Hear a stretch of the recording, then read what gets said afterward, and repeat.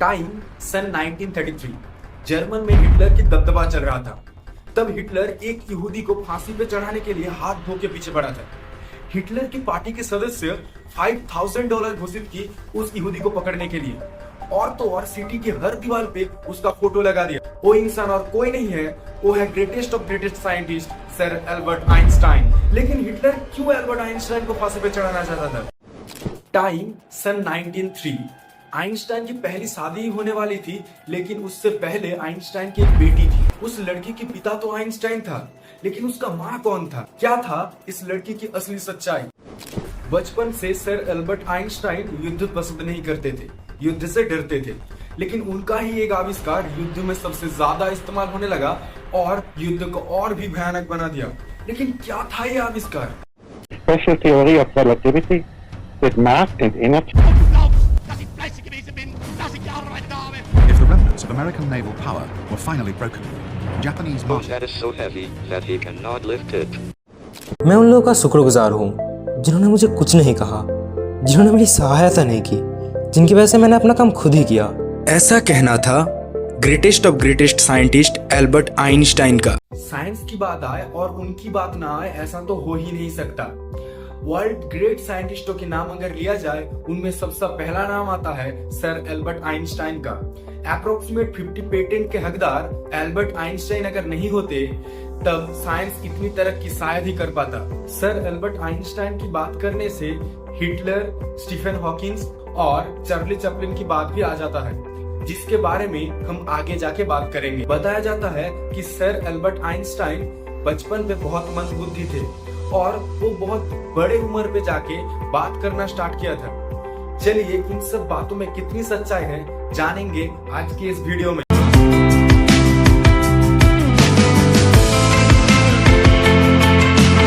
आप अगर sir Albert Einstein के बारे में जानना चाहते हैं तो आपको मेरे साथ टाइम पे पीछे जाना होगा। चलिए चलते हैं आज से करीब 146 ईयर पहले। सन 1879 14 मार्च जर्मन की उल्म सिटी पे एक यहूदी फैमिली पे सर एल्बर्ट आइंस्टाइन पैदा हुए थे। सर एल्बर्ट आइंस्टाइन के पिता का नाम था हरमन आइंस्टाइन और उनकी माँ का नाम था पाउलिन आइंस्टाइन। सर एल्बर्ट आइंस्टाइन पैदा होने के बाद उनकी दादी हेलेन आइंस्टाइन को लगता है कि एल्बर्ट आइंस्टाइन के सर दूसरे छोटे बच्चे से बहुत बड़ा है। आइंस्टाइन के पिता एक इलेक्ट्रिकल इंजीनियर थे। आइंस्टाइन के पिता और उनके अंकल जेकब आइंस्टाइन एक साथ एक इलेक्ट्रिकल शॉप चलाते थे। अब टाइम पे आगे बढ़ते हैं। सर एल्बर्ट आइंस्टाइन की 1 साल उम्र से लेके 4 साल उम्र यानी 1879 से लेके सन 1883 टाइम तक। सर एल्बर्ट आइंस्टाइन बचपन से नॉर्मल बच्चे की तरह नहीं था। जहाँ पे एक नॉर्मल बेबी 1 साल उम्र से बात करना स्टार्ट कर देते हैं, वहाँ पे सर एल्बर्ट आइंस्टाइन पहली बार 4 साल उम्र में बात किया था। जब एल्बर्ट आइंस्टाइन 2 साल का था, तब उसकी एक बहन हुआ जिसका नाम था माजा।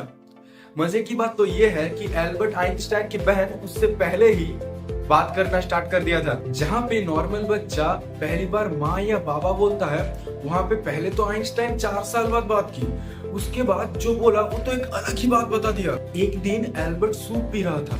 सडनली एल्बर्ट ने बोला the soup is too hot. ये बात सुन के एल्बर्ट की माँ एल्बर्ट को पूछा कि तुम अब तक क्यों नहीं बात की?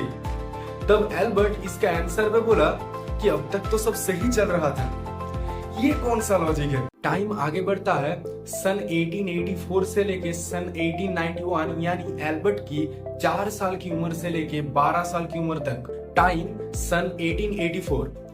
सर एल्बर्ट आइंस्टाइन के पिता एल्बर्ट को एक कंपास दिया था, जिससे एल्बर्ट हर वक्त खेलता था। सर एल्बर्ट उनके पिता से कहता था कि उसे सोल्जर नहीं बनना, क्योंकि एल्बर्ट को बचपन से युद्ध से बहुत डर लगता था और उनको लगता था कि सोल्जर की लाइफ में कोई फ्रीडम नहीं है और वो लोग कभी भी मर सकते हैं। सन 1885 सर एल्बर्ट आइंस्टाइन 5 साल का हो गया था। उन्हें म्यूनिक कैथोलिक प्राइमरी स्कूल में भर्ती कर दिया गया। सर एल्बर्ट आइंस्टाइन की माँ बहुत अच्छा पियानो बजाते थे, इसलिए वो चाहते थे कि एल्बर्ट आइंस्टाइन वायलिन बजाना सीख ले। लेकिन एल्बर्ट आइंस्टाइन को वायलिन बजाना अच्छा नहीं लगता था। उसे एक ही चीज बार बार बजाना अच्छा नहीं लगता था। एक बार तो वो उनकी वायलिन टीचर को चेयर फेंक के मारा था। लेकिन एक बात है ना कि म्यूजिक पत्थर को भी पिघला सकता है। शायद इसीलिए धीरे धीरे एल्बर्ट आइंस्टाइन को वायोलिन बजाना बहुत अच्छा लगने लगा था और उन्होंने उनकी एक पसंदीदा वायोलिन के नाम दिया था लीना। सर एल्बर्ट आइंस्टाइन जब 8 साल का हो चुका था तब उसे लुईविल जिम्नासियम स्कूल में भर्ती कर दिया गया था। वहां पे एल्बर्ट आइंस्टाइन हर सब्जेक्ट में फेल होता था, मैथ और फिजिक्स को छोड़ के। इसका शायद एक रीजन ये है कि 9 साल की उम्र तक एल्बर्ट आइंस्टाइन ठीक से बात नहीं कर पाता था, ठीक से वर्ड को पहचान नहीं पाता था। लोग सोचते थे कि सर एल्बर्ट आइंस्टाइन को एस्पर्गर सिंड्रोम था। इस सिंड्रोम ऑटोसोम के कुछ खामियां के लिए होता है। इस सिंड्रोम में लोग ठीक से लैंग्वेज पहचान नहीं पाते थे, वर्ड को पहचान नहीं पाते थे और बिहेवियर कुछ अजीब होने लगता है। सर एल्बर्ट आइंस्टाइन की ऐसी बिहेवियर के लिए उन्हें स्कूल में कोई सर पसंद नहीं करता था, इसीलिए सर एल्बर्ट आइंस्टाइन को फेल कर दिया जाता था। जब सर एल्बर्ट आइंस्टाइन बड़े साइंटिस्ट बन गए तब जो लुईविल जिम्नासियम स्कूल आइंस्टाइन को बार बार फेल कर दिया करते थे, उसी स्कूल का नाम चेंज होके आइंस्टाइन जिम्नासियम हो गया। शायद इसीलिए कहते हैं सब्र का फल मीठा होता है और आइंस्टाइन ने ये प्रूव कर दिया कि success is the best revenge. उसके बाद सर एल्बर्ट आइंस्टाइन 12 साल के हो चुके थे तब उनके एक फ्रेंड हुआ जिसका नाम था मैक्स टैलमी। वो एक मेडिकल साइंस का स्टूडेंट था जो कि एल्बर्ट आइंस्टाइन को ट्यूशन पढ़ाते थे। मैक्स टैलमी के मुताबिक सर एल्बर्ट आइंस्टाइन मैथ और फिजिक्स में बहुत अच्छे थे। 12 साल की उम्र में जियोमेट्री खत्म कर दिया, पाइथागोरस थ्योरम का रियल प्रूव करके दिखा दिया, कैलकुलस खत्म कर दिया और तो और 14 साल की उम्र में इंटीग्रल कैलकुलस भी खत्म कर दिया। अब टाइम आगे बढ़ता है सन 1892 से लेके सन 1898 यानी एल्बर्ट की 13 साल से लेके 19 साल की उम्र तक। सन 1894 तब एल्बर्ट 15 साल के हो चुके थे। उनके पिता और उनके अंकल को उनके काम के लिए इटाली के मिलावा सिटी पे जाना पड़ा और कुछ दिन बाद उन लोगों को इटाली का पैविया सिटी पे जाना पड़ा। बट स्कूलिंग करने के लिए एल्बर्ट को जिम्नासियम स्कूल में ही रहना पड़ा। उसको जिम्नासियम स्कूल में पढ़ना अच्छा नहीं लगता था और फैमिली भी बहुत दूर था, इसलिए वो जिम्नासियम स्कूल को छोड़ के इटाली चला गया। बताया जाता है कि इटाली में आइंस्टाइन बहुत अच्छे टाइम गुजारे थे और वहाँ पे वो नाव चलाना भी सीखे थे।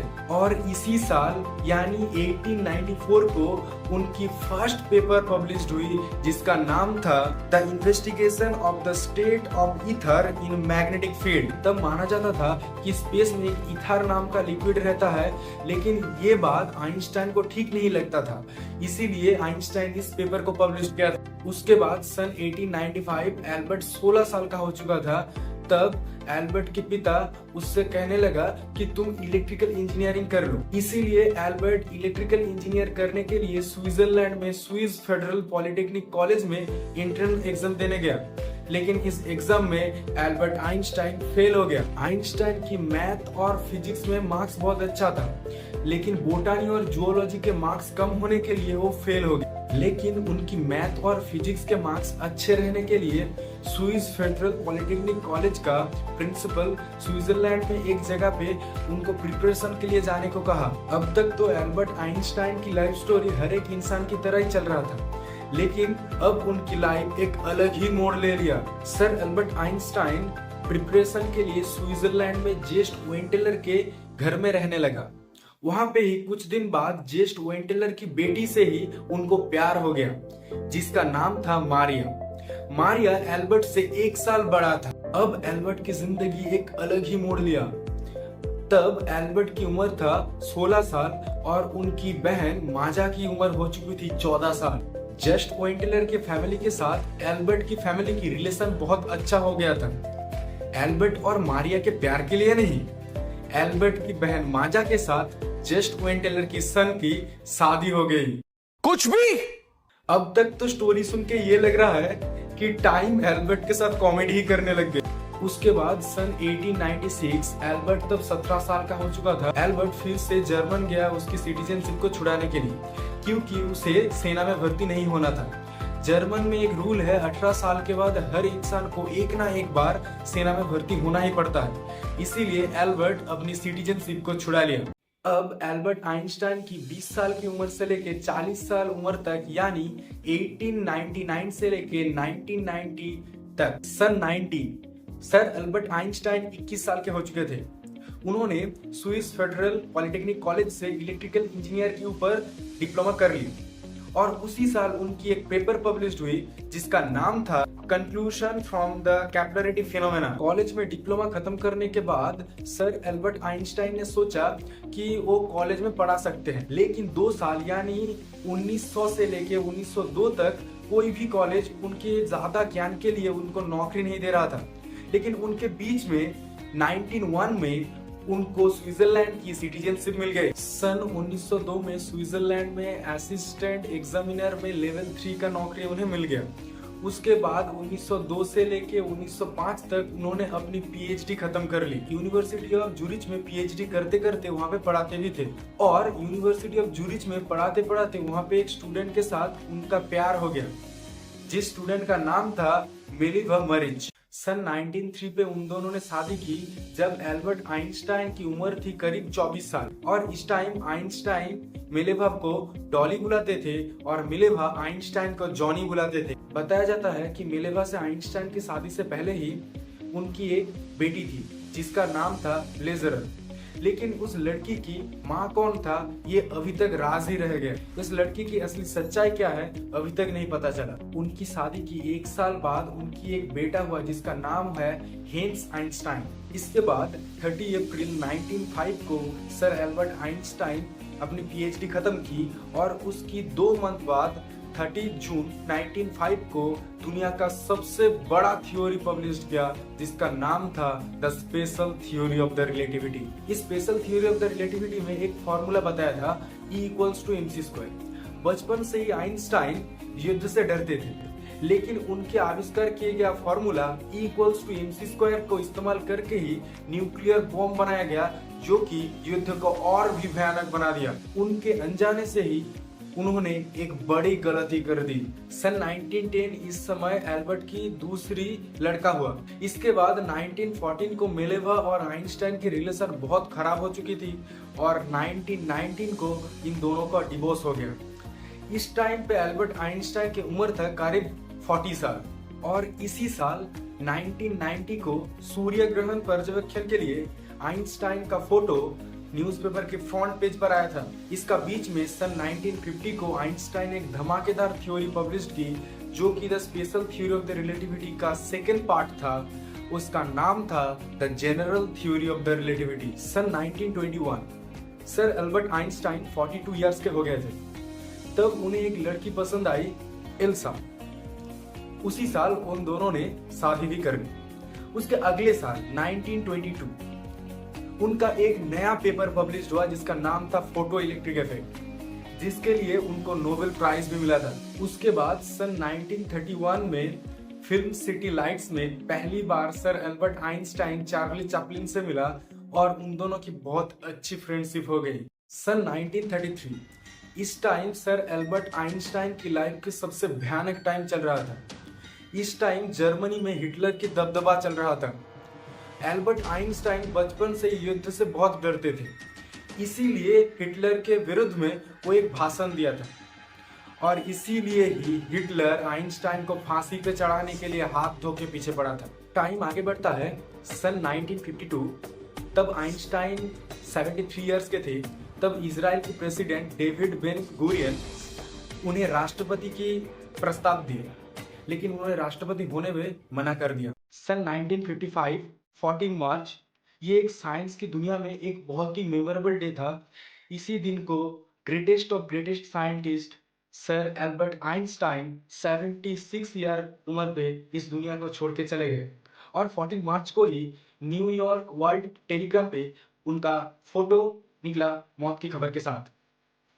14 मार्च एक ऐसा दिन है जिसके अंदर कई इतिहास छुपा हुआ है। 14 मार्च को एल्बर्ट आइंस्टाइन इस दुनिया से चले गए थे और 14 मार्च को ही स्टीफन हॉकिंग इस दुनिया में आए थे और 14 मार्च को ही पाई डे मनाया जाता है। बहुत से रहस्य छुपा है इस 14 मार्च को और पाई डे क्यों 14 मार्च को मनाया जाता है इसके बारे में अगर आपको क्यूरियोसिटी है तो ये वाला वीडियो हमारे चैनल पे है, आप वहां से चेक कर सकते हैं या मैं इसका लिंक डिस्क्रिप्शन पे दे रहा हूँ, वहां से आप ये वीडियो देख सकते हैं। सन 1955 14 मार्च को आइंस्टाइन तो मर गए थे, लेकिन उसका स्टोरी का द एंड नहीं हुआ था। जब एल्बर्ट आइंस्टाइन मर गए थे उनको देखभाल करने वाला नर्स से पूछा गया कि एल्बर्ट आइंस्टाइन मरने के पहले लास्ट वर्ड क्या बोला था।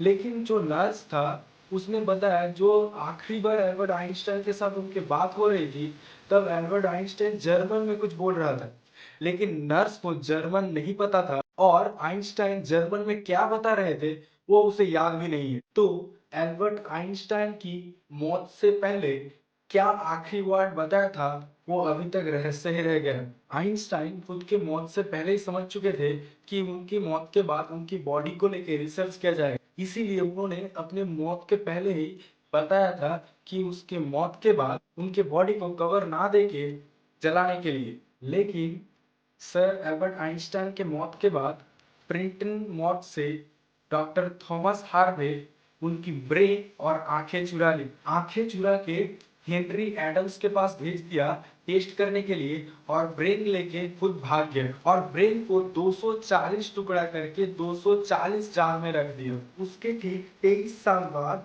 सन 1978 में स्टीवर लेवी ने विंचेस्टर सिटी में थॉमस हार्वे को ढूंढा। उसके बाद आइंस्टाइन को ब्रेन मिला और आइंस्टाइन की बेटे की इजाजत लेके आइंस्टाइन की ब्रेन की जांच किया गया। उनकी ब्रेन की वेट था 1230 ग्राम, जो कि नॉर्मल इंसान की ब्रेन से ज्यादा ही कम था। उनकी ब्रेन में पैरिटल ओपर्क्यूलम नहीं था। इस ब्रेन के टुकड़े ट्रांसिटर मेडिकल सेंटर पे रखा हुआ है जिसे किसी को भी देखने का इजाजत नहीं है, लेकिन 46 पीसेस द मोटर म्यूजियम में रखा हुआ है जो सब देख सकते हैं। ग्रेट साइंटिस्ट एल्बर्ट आइंस्टाइन हम लोगों को छोड़ के चले गए, लेकिन साइंस की एक रेफरेंस सेट करके चले गए। सर एल्बर्ट आइंस्टाइन की लाइफ स्टोरी से हम लोग एक चीज तो सीखा कि success is the best revenge.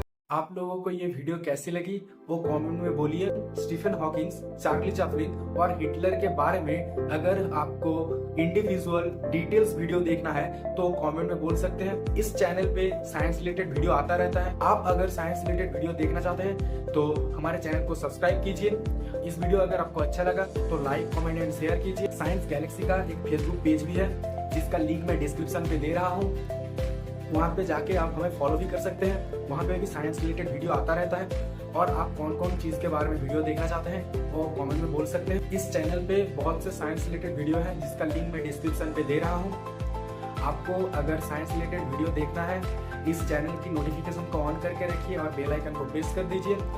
इतने तसल्ली से मेरे वीडियो देखने के लिए धन्यवाद।